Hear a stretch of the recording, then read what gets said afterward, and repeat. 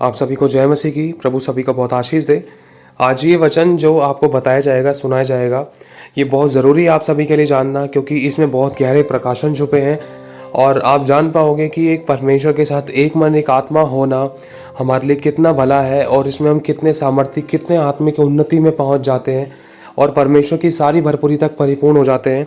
और दूसरा, कुछ ऐसी परिस्थितियां हैं इस वचन में कि जिसमें कुछ समस्या होती नहीं है, लेकिन उसको हम खुद ब खुद अपने शब्दों के द्वारा, अपनी जुबान के द्वारा क्रिएट कर देते हैं।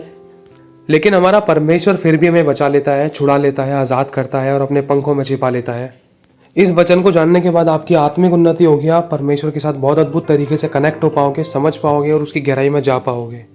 लिखा है मत्ती 14वां अध्याय और उसकी 22वीं आयत में। ये वचन आपको नीचे डिस्क्रिप्शन में मिल जाएंगे। तब उसने तुरंत अपने चेलों को नाव पर चढ़ने के लिए विवश किया। किसने? ये यीशु मसीह है। अपने चेलों से कह रहा है कि चलो चलो जल्दी चढ़ो, नाव पे चढ़ो और तुम उस पार पहुंचो, मैं वहां तुम्हें मिलूंगा। लिखा है आगे, विवश किया कि वे उससे पहले पार चले जाएं जब तक वह लोगों को विदा करे। तो मतलब यीशु मसीह ने उनसे कह दिया, चेलों से, कि तुम मुझसे पहले वहां पहुंच जाओ, ठीक है, हम वहां पर मिलेंगे।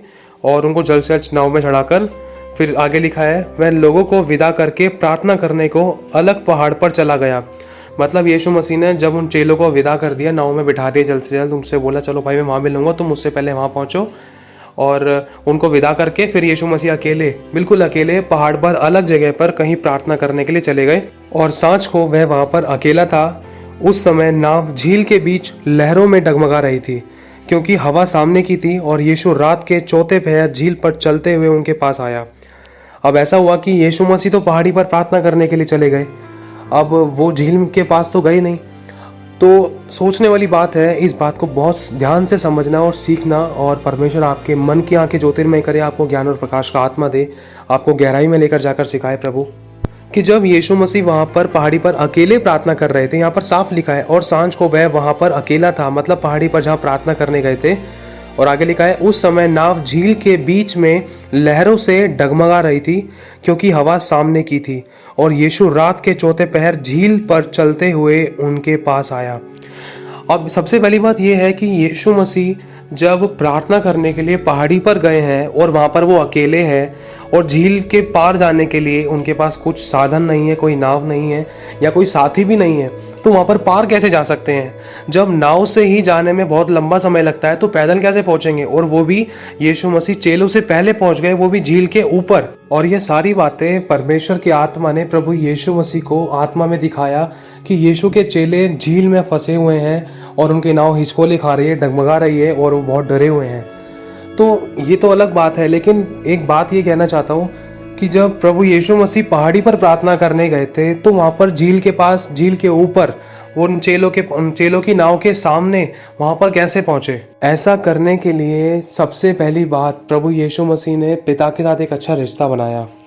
हमारा भी, अगर हम चाहते हैं कि हमारे जीवन में बड़े बड़े आश्चर्य कर्म हो, हम भी ट्रांस में जाएं या हम भी आत्मा में इन सब बातों को जानें कि किस किस जीवन में, किसके देश में, किस कंट्री में, किसके घर परिवार में क्या चल रहा है, और अगर हम उन आत्मा में होकर उनके घर परिवारों में जाएं, उनके लिए प्रार्थनाएं करें, जो लोग आंसू बहा रहे हैं, जो पुकार रहे हैं, जैसे यीशु के चेले पुकार रहे थे, यीशु के चेले डगमगा रहे थे, डर रहे थे, और यीशु मसीह उनके पास उतर आया। लिखा है कि संकट के समय तू मुझे पुकार और मैं तुझे छुड़ाऊंगा और तू मेरी महिमा करने पाएगा। आपको मालूम है कि यीशु मसीह ने अपने पिता को हमेशा पहला स्थान दिया, और चाहे चेले साथ में थे, चाहे कोई भी था, यीशु मसीह ने किसी की परवाह ना करके अपने पिता को पहला स्थान देने की पूरी कोशिश की। जैसा कि अभी बता दिया, परमेश्वर के वचन में साफ लिखा है कि यीशु मसीह ने चेलों को भेज दिया, जल्द से जल्द उनको नाव में चढ़ा दिया, क्योंकि यीशु जानता था कि उसकी प्रार्थना का समय हो रहा है, उसको अपने पिता के पास जंगल में जाना है, पहाड़ी पे जाना है प्रार्थना करने के लिए।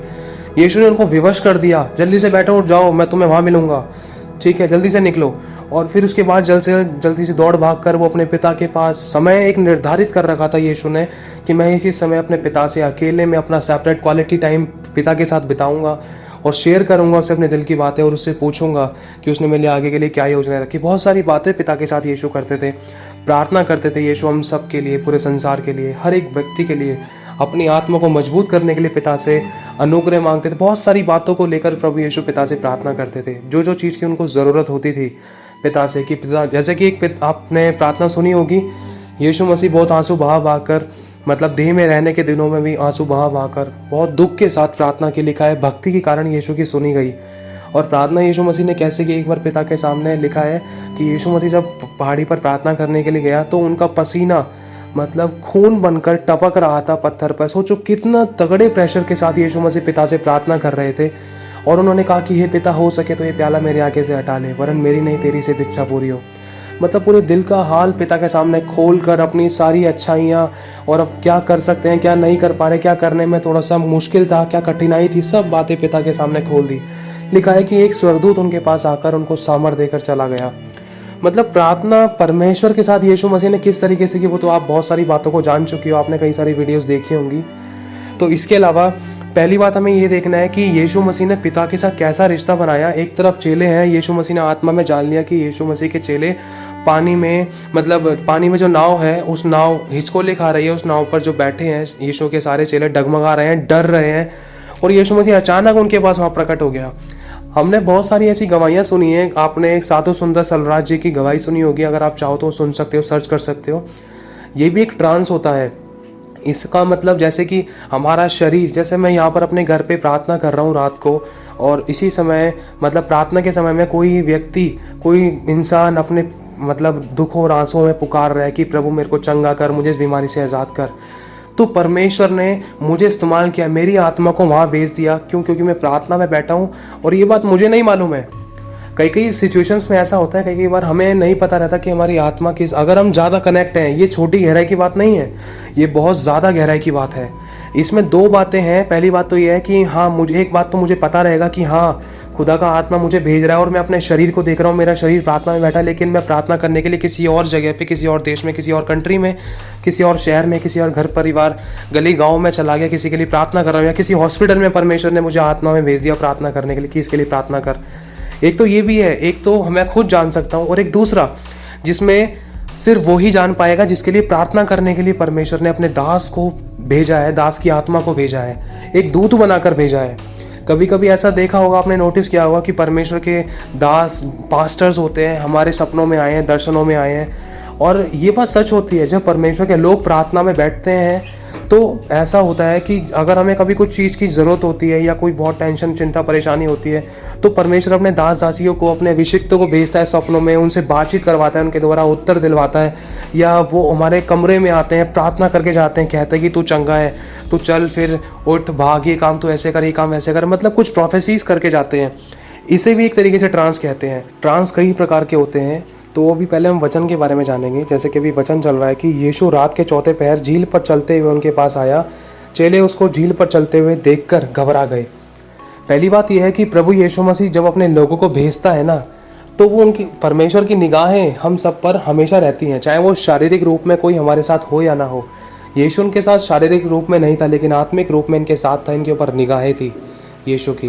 यीशु सब आत्मा में जान रहा था कि मेरे चेले कहाँ जा रहे हैं, कैसे जा रहे हैं, कैसी परिस्थिति, कैसी मुसीबत में है।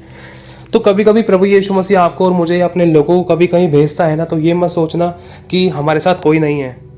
हमारे साथ पृथ्वी और आकाश का बनाने वाला परमेश्वर, जिंदा खुदा जलाली परमेश्वर यीशु हमारे साथ रहता है। तो जब ऐसा ही चेलों के साथ हुआ, जब चेलों को यीशु ने भेजा और जब चेले समस्या में पड़े, तो उसी समय प्रभु यीशु मसीह वहाँ पर उतर आया। लिखा है ना कि तू संकट के समय मुझे पुकार, मैं तुझे छुड़ाऊंगा और तू मेरी महिमा करने पाएगा। जिस समय तूने मुझे पुकारा उसी समय मैंने तेरी सुन ली। तो उसी समय प्रभु यीशु मसीह वहाँ पर उतर आए, एक प्रकट रूप में कह सकते हैं आप, जिस तरीके से आप समझो। तो क्योंकि यहाँ पर साफ कहता है वचन, लिखा है कि और यीशु रात के चौथे पहर झील पर चलते हुए उनके पास आया, चेले उसको झील पर चलते हुए देखकर घबरा गए। चेले घबरा क्यों गए? सबसे पहली बात ये, झील पर चल कौन रहा है। दूसरी बात यह है कि पानी पर चल कैसे सकता है। तीसरी बात यह है, अगर यीशु है, यीशु चिन्ह चमत्कार की बात है, क्योंकि उनके साथ चिन्ह चमत्कार होते रहते थे। उनको एक बात थी मन में कि यीशु ने हमसे कहा था कि मतलब पहले हम वहाँ पहुँचे, और दूसरी बात, यीशु तो पहाड़ी पर गया था प्रार्थना करने के लिए, यीशु यहाँ पर हमसे पहले कैसे आ सकता है। तो कई सारी बातों को लेकर वो सोच रहे थे, इसलिए वो घबरा गए कि ऐसा कैसे हो सकता है, ये कौन है। और आगे लिखा है, और कहने लगे यह भूत है।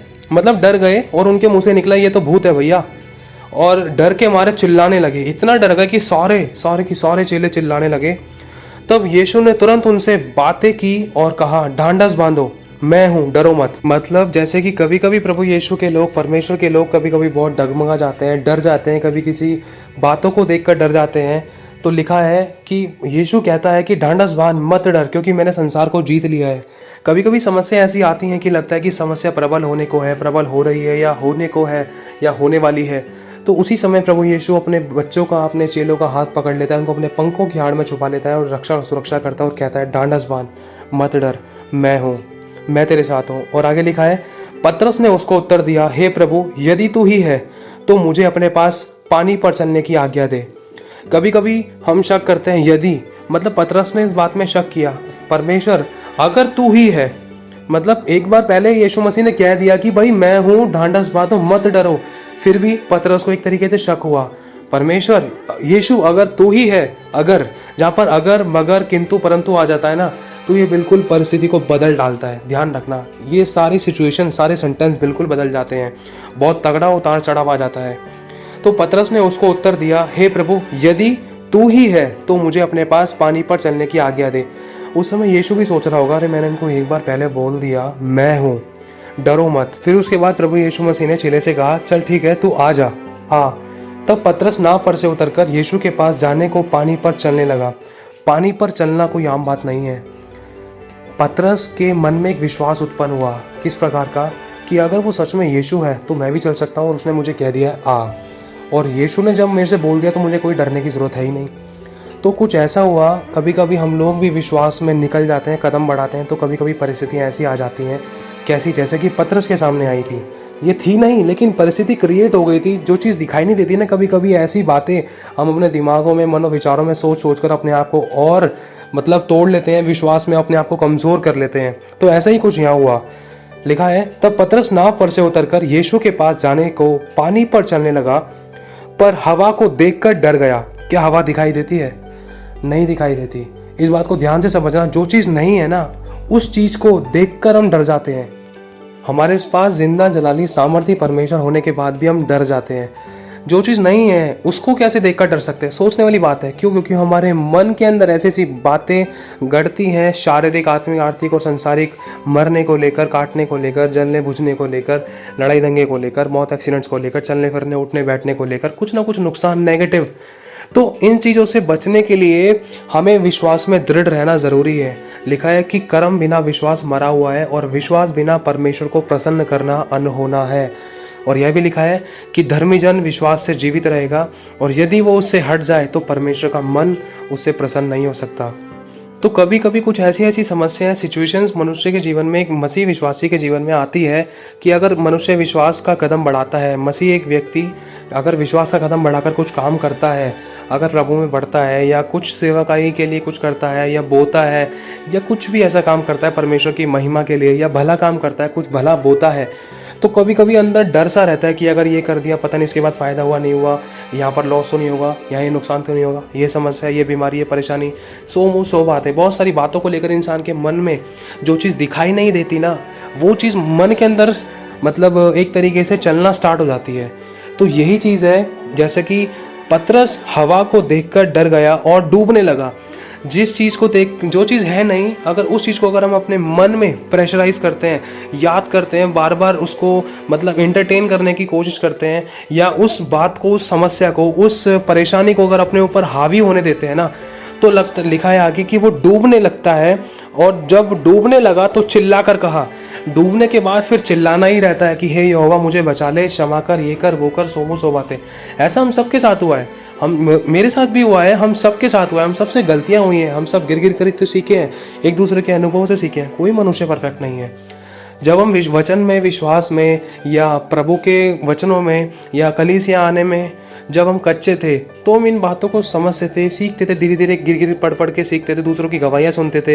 हाँ भाई, उसका विश्वास कहाँ टूटा, कहाँ पर इसने विश्वास बनाए रखा, प्रभु ने इसके जीवन में चमत्कार कब किया, इसकी परीक्षा थी, अच्छा ऐसा होता है तो हमें ऐसा करना होगा। दूसरों को देख कर सीखा, समझा, हम भी गिरे, और परमेश्वर ने हमें भी उठाया, और हमारी जीवन में भी बड़ी बड़ी गवाहियाँ बनाई, ताकि दूसरे लोग मजबूत हो। और ये ऐसा नहीं लिखा है कि सब परफेक्ट हैं, कोई भी परफेक्ट नहीं है सिवाय यीशु के। हमको भी परमेश्वर ने लिखा है, जिसे वो पुत्र बनाता है उसकी ताड़ना भी करता है, और ये भी लिखा है कि वो धर्मी को परखता है। हर एक व्यक्ति के जीवन में जो प्रभु यीशु पर विश्वास करता है, परख आती है, लेकिन परख में ना तो वो किसी की जान लेता है, ना वो सहने से बाहर परीक्षा लेता है। वो साफ कहता है, क्योंकि सब कुछ उसने क्रूज पर पूरा कर दिया है और वो सहने से बाहर वो परीक्षा नहीं लेता। वो तो साफ कहता है कि देख, मैं परीक्षा से तेरा निकास कराऊंगा, परीक्षा में से तुझे बाहर निकालूंगा, तुझे जयवंत करूंगा और तुझे जीवन का मुकुट दूंगा। और बड़ी गवाही बनती है जब परीक्षा शुरू होती है ना, तो समझ लेना एक बहुत बड़ी गवाही तैयार हो रही है, जिसके द्वारा बहुत से लोगों के आंसू पोंछे जाएंगे। एक ऐसी गवाही तैयार हो रही है जिसके द्वारा बहुत से टूटे हुए मन चंगे होंगे और टूटे पिसे मन परमेश्वर के ग्रहणी योग्य होंगे। बहुतों के आंसू पोंछे जाएंगे, समस्याएं खत्म होंगी, लोग प्रार्थना कराने के लिए आएंगे, लोगों को साहस मिलेगा, हिम्मत मिलेगी। जो सुसाइड करने जा रहे थे उनको एक नई जिंदगी की उम्मीद मिलेगी, नई आशा मिलेगी, लोगों का विश्वास टूटने से बचेगा। हमारी गवाहियों के द्वारा ऐसा हुआ है। हम भी गिरे हैं, लेकिन खुदा ने हमें पड़ा रहने नहीं दिया, उसने हमें उठाया। कई बार हम भी डूबने लगे थे, लेकिन लिखा है कि देख, आग तुझे ना जला सकेगी, पानी तुझे ना डुबा सकेगा, क्योंकि यहोवा तेरे संग रहेगा, यहोवा हमारी रक्षा करेगा, यहोवा हमारे आने जाने हमारी रक्षा करेगा। मतलब इतनी सारी बातें, इतने सारे वायदे खुदावंद ने हमारे लिए किए हैं। अब हम आगे बढ़ते हैं वचन में। जब वो पतरस हवा को देखकर डर गया और तो डूबने लगा, मतलब वो डर इतना हावी हो गया था कि वो हाथ पैर मारने लगा और डरने लगा कि अब कोई सहारा नहीं है, जल्द से जल्द जैसा हो सके कुछ ना कुछ करने की। मतलब हाथ पैर मार के सोच रहा कि मैं ऊपर आ जाऊं, ऊपर आ जाऊं। मतलब समस्या में कभी कभी इंसान इतना डूब जाता है कि कभी कहाँ से हेल्प, कभी कहाँ से हेल्प, कभी कहाँ से, कभी किसी को, कभी किसी को, मतलब जुबान से कभी किसी के लिए भला या बुरा, या तो फिर कभी किस मनुष्य की ओर ताकना, कभी किसी की ओर ताकना। बहुत सारी समस्याएं जब सामने आती है ना, तो इंसान का मन भी ना भटक जाता है, कभी कभी प्रभु के मार्ग से भी हट जाता है। तो आगे लिखा है कि डूबने लगा तो चिल्लाकर कहा, हे प्रभु मुझे बचा ले। लेकिन पतरस ने आखिरी में प्रभु यीशु मसीह को पुकारा। पतरस ने एक बहुत अच्छा काम किया, प्रभु का बहुत धन्यवाद। क्योंकि जब हमारे जीवन में भी समस्या आती, कभी कभी हम मनुष्य की ओर ताकते हैं, कभी कभी किसी बहुत धनवान व्यक्ति को ताकते हैं, किसी अपने बेस्ट फ्रेंड की ओर ताकते हैं, किसी अपने बेस्ट रिलेटिव की ओर ताकते हैं कि ये मेरी मदद करेगा, चलो ये बंदा तो अपना एक स्टेफनी की तरह है ही, अगर ज़रूरत पड़ेगी तो उससे मांग ही लेंगे, ये इससे मदद कर लेंगे, इसको शेयर कर देंगे, इसको बता देंगे, इसको बुला लेंगे।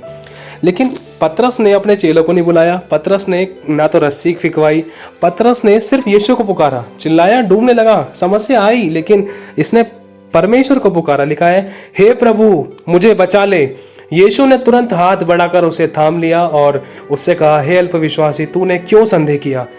मतलब जब भी अगर हम डूबने को होते हैं ना, डूबते थे या समस्या में होते थे किसी प्रकार की, हम जब जय नहीं पा सकते थे हम, या जय नहीं पा रहे थे किसी समस्या पर, किसी बात पर, तो परमेश्वर हमारा हाथ थाम लेता है, हमारा युद्ध वो लड़ता है। जब वो देखता है कि मेरे बच्चे निर्बल हो चुके हैं, अब इनसे नहीं हो रहा, तो स्वयं हमारा युद्ध लड़ता है, स्वयं हमारी लड़ाई लड़ता है और हमें उठाकर खड़ा करता है, सीधा खड़ा करता है। लिखा है कि हम दौड़ेंगे पर थकेंगे नहीं, चलेंगे श्रमित नहीं होंगे, थकित नहीं होंगे। वो हमें उकाबों की नाई लेकर चला फिरा करेगा, उड़ेगा और हमें आकाश के ऊंचे ऊंचे स्थानों पर लेकर चलेगा। और उसने हमें सर ठहराया, पूंछ नहीं ऊपर रखा है, नीचे नहीं। मतलब ये है कि चाहे कैसी भी समस्या हो, यीशु हाथ थाम लेता है। मनुष्य फेल हो जाता है, लेकिन जीसस नेवर फेल्स। यीशु कभी फेल नहीं होता। यीशु परमेश्वर है, वो कभी फेल नहीं होता। लेकिन कभी कभी हम अपने विश्वास में फेल हो जाते हैं ना, तो इसलिए परमेश्वर थोड़ा सा दुखित होता है, लेकिन फिर भी वो एंड में हमारा हाथ पकड़ लेता है। उसके जैसा कोई है नहीं ना, इसीलिए।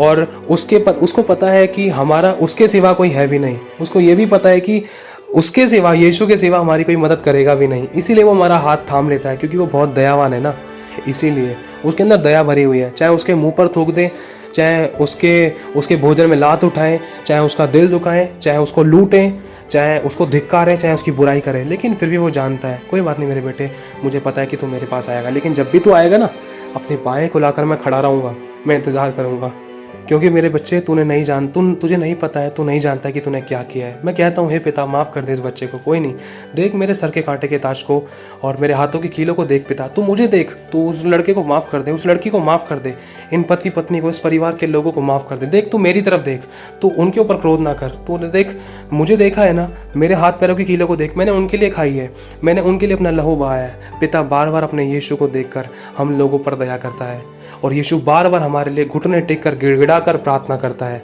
लिखा है यशाया 53 का, आप 53 अध्याय पूरा पढ़ोगे तो शायद आपकी आंखों से आंसू आ जाए। यशाया 53 अध्याय धीरे धीरे इसको पूरा ज़रूर पढ़ना, तब आप समझ पाओगे गहराई को।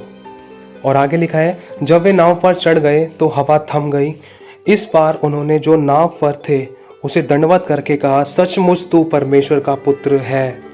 अब इसमें एक बात कहना चाहता हूँ कि जब उनकी नाव में यीशु मसीह नहीं था, नाव के बाहर था, आज यीशु कहता है देख मैं तेरे द्वार के बाहर खड़ा हुआ खटखटाता हूँ। ध्यान से सुनना, ये बात यीशु ने 2 बार कही है वचन के अंदर। एक बार तो यीशु ने हमारे लिए कही है, किस बात के लिए, कि हम उससे कह रहे हैं खटखटाओगे तो खोला जाएगा। सोचना इस बात को, इमेजिनेशन करना, खुदा का दिल कितना नम्र है और हमारा दिल कितना कठोर है खुदा के प्रति, कि यीशु हमसे कहता है बेटा तू खटखटाएगा ना, तेरे लिए मैं द्वार खोल दूंगा, क्योंकि देख मैंने वचन में लिखा है मैं तुझसे प्यार करता हूँ। खटखटा के तो देख, द्वार खोला जाएगा। मती में लिखा है, साफ कहा है, मती 7 का 7 आगे पढ़ेंगे तो उसमें आगे बहुत कुछ लिखा है कि मांगोगे तो दिया जाएगा, ढूंढोगे तो पाओगे, खटखटाओगे तो खोला जाएगा। लेकिन जब यीशु बाहर से खटखटाता है ना, दरवाजे के बाहर खटखटाता है, हमारे दिल का द्वार खटखटाता है, तो लिखा है देख तूने अपने घर का द्वार बंद कर रखा है, मैं तेरे द्वार के बाहर खड़ा हुआ खटखटाता हूँ। यदि तू द्वार खोलेगा ना, तभी मैं तेरे पास, तेरे घर के भीतर आऊँगा, तेरे साथ भोजन करूँगा, तेरे साथ बात करूँगा, तेरी शुद्धि लूँगा। आज मैं तेरे घर के बाहर क्यों हूँ? क्योंकि पाप और पवित्रता एक साथ नहीं रह सकती, विश्वास और डर एक साथ नहीं रह सकता, विश्वास और शक एक साथ नहीं रह सकता। इस वचन को पूरा होने के बाद एक छोटी सी प्रार्थना करना, बोलना प्रभु आज मैं अपने हृदय के द्वार को खोलता हूँ। आज प्रभु मैं आपका स्वागत करता हूँ, मेरे शरीर, प्राण और आत्मा पर, मेरी ज़िंदगी के हर एक हिस्सों पर आप कब्जा कीजिए। मैं आपको प्रभुता देता हूँ। पवित्र आत्मा प्रभु यीशु आप आइए। मैं अपने आप को ज़ीरो करता हूँ, मैं अपने आप को आपके आगे खोल कर रखता हूँ। मेरे अंदर कितनी अच्छाई है, कितनी बुराई है आप जानते हो, मैं जैसा भी मुझे ग्रहण कीजिए। तो मेरे भाई और बहनों, प्रभु तैयार है आने के लिए, लेकिन वो द्वार के बाहर खड़ा हुआ खटखटाता क्यों है? हमारे ही कारण। हमने अपना द्वार बंद कर रखा है। शैतान को परमिशन लेकर आने की ज़रूरत नहीं है, शैतान बिना परमिशन के आ जाता है, क्योंकि लिखा है जहाँ पाप है वहाँ शैतान की मौजूदगी है। आज्ञा ना मानने वालों के जीवन में शैतान ऑलरेडी काम करता है, इस बात का ध्यान रखना। लेकिन यीशु को हमें बुलाना पड़ता है। तो प्रभु आशीष दे आप सब यीशु को अपने ज़िंदगी में, अपने लाइफ के हर एक हिस्से में, अपने शरीर, प्राण और आत्मा पर प्रभुता दे। अपने नौकरी, बिजनेस पर, अपने काम धंधों पर, अपने बुद्धि, अपने ज्ञान, अपने सोच विचार, अपने मेमोरी पावर, अपने याददाश्त पर, अपने हाथ के कामों पर। और आखिरी में जब प्रभु यीशु मसीह के जो चेले जब देखा हाँ भाई ये तो सच में यीशु ही निकला, यीशु ही था, हमने क्यों अल्पविश्वास किया, अल्पविश्वास क्यों दिखाया? तो फिर यीशु मसीह जब उनकी नाव में आ गए तो सारा तूफान थम गया। यीशु मसीह ने तूफान, आंधियों को बिल्कुल थमा दिया। पर यीशु की जहाँ प्रेजेंस होगी वहाँ पर शैतान का काम हो ही नहीं सकता है। तो जैसे ही यीशु उनकी नाव में बैठा तो उनकी नाव बिल्कुल आराम से हो गई। आज यीशु आपकी नाव में बैठना चाहता है, आपकी नैया में आना चाहता है। जो आपकी नैया शारीरिक, आत्मीय, आर्थिक या संसारिक, फाइनेंशियली, स्पिरिचुअली या सोशली या किसी भी रूप से आपकी जो नाव हिचकोले खा रही थी, या दुख में थी, या समस्या में थी, या तकलीफ में थी, या गरीबी में थी, या घटी में, या परेशानी या बीमारी में थी, आज यीशु आपकी नाव में आना चाहता है। उसको आपको बुलाने की ज़रूरत है। ध्यान रखना, जब तक आप नहीं बुलाओगे उसको तो वो नहीं आ पाएगा। वो खटखटाता है। तो मेरे भाई और बहनों, वो इंतज़ार करता है। वो तो खुद कहता है कि तू मुझे ढूंढ तो तू पाएगा, अगर तू मुझे ढूंढेगा तो तू मुझे खोजता हुआ आएगा, अगर तू मुझे खोजेगा तो तू मुझे पालेगा। खोजने के लिए, ढूंढने के लिए खटखटाना होगा। खटखटाओगे तो खोला जाएगा। तुम खोल, तू अपना द्वार खोल और मैं तेरे भीतर आना चाहता हूँ। मैंने अपना द्वार तो तेरे लिए खोल रखा है मेरे बच्चे, लेकिन तूने अपना द्वार बंद कर रखा है। खोल, आज मैं तेरे भीतर आना चाहता हूँ। आज मैं तेरा इंतज़ार करूँगा तेरे बिस्तर के निकट। आज मैं देखता हूँ मेरे बच्चे, तू मेरे पास समय बिताने आएगा या नहीं आएगा। प्रभु आप सभी को बहुत आशीष दे। आप सभी को जय मसीह की।